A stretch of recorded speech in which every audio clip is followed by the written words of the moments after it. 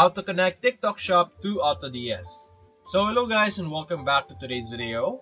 In today's video, let's teach you how you will be able to connect your Autods to your TikTok Shop. So it's actually very simple.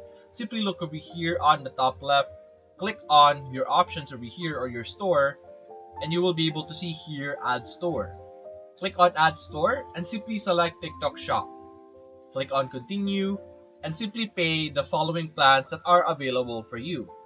Choose any plan that are applicable for you. There are different benefits. Simply click at the overview over here on the left side and pay for the price or the package that you want. And after that, there will be a prompt that would ask you to log into your TikTok shop. Simply log into your TikTok shop like how you're typically logging into your TikTok Seller Center. And then you will be able to then install the app that would allow you to connect to AutoDS.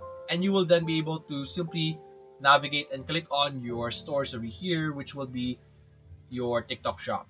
So that's basically it, guys. If you enjoyed this video, leave a like and subscribe. Thanks for watching.